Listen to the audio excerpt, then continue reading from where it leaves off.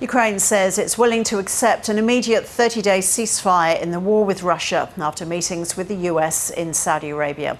In exchange, the US has agreed to immediately lift the pause on intelligence sharing and resume security assistance with Ukraine.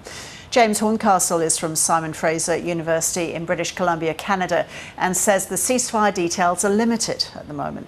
We do know that it's a 30-day ceasefire, that it encapsulates air, land, and sea, which was one of the major concerns of Ukraine, that it would only end up encapsulating air and sea. But given that the majority of the fighting is on land, this was a major focus for them. Nevertheless, the details are being kept a little vague.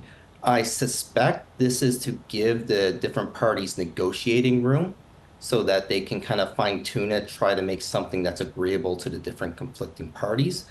But as of this time, we just know that it's a potential 30-day ceasefire. We don't even know exactly when and if it'll be implemented, due to the fact that we're still waiting on the Russian response to this agreement. Okay.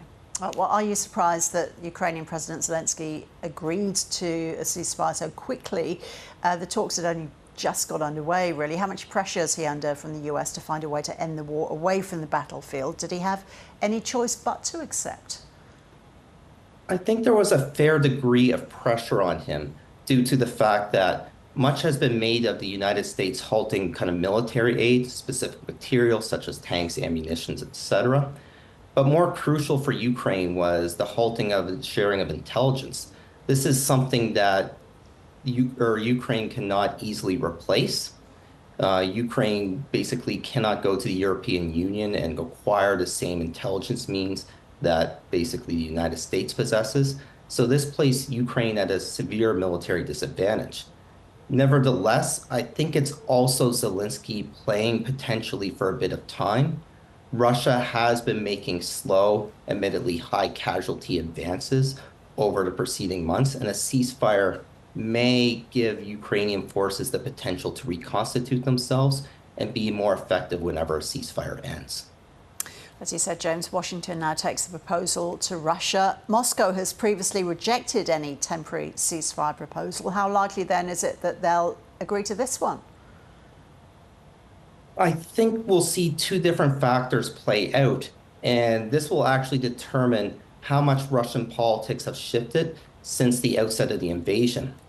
One of the things that became clear soon after the invasion was that the people underneath Putin were not providing him with accurate information.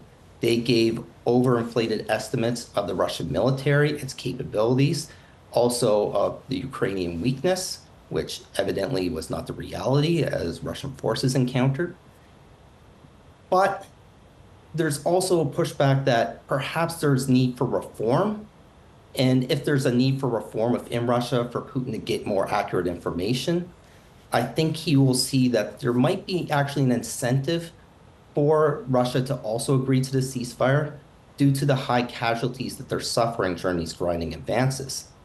The key factor, however, is if Putin is receiving this information or if the people under him, the generals, the various ministers, are kind of painting a picture that things are much better than they actually are. Putin's response to this will basically be an indication of which of these two factors is playing out in Russia at the moment. So then if a ceasefire is put in place, then comes the question of a security guarantee, making sure that Russia abides by it.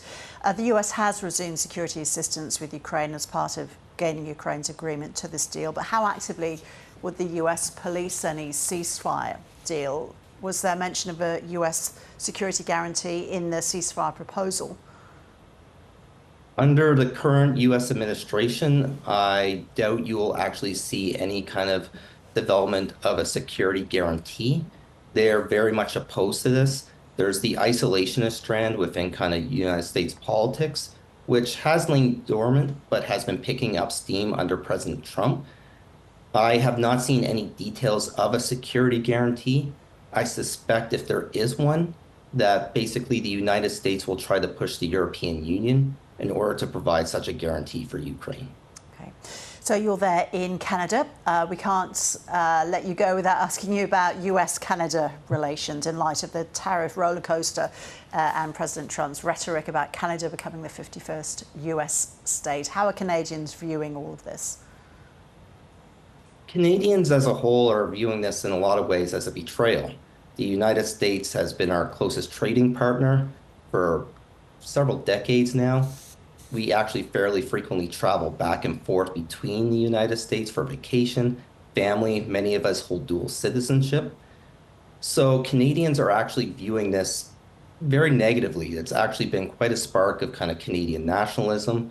There's been booing of the American anthem at various sporting events.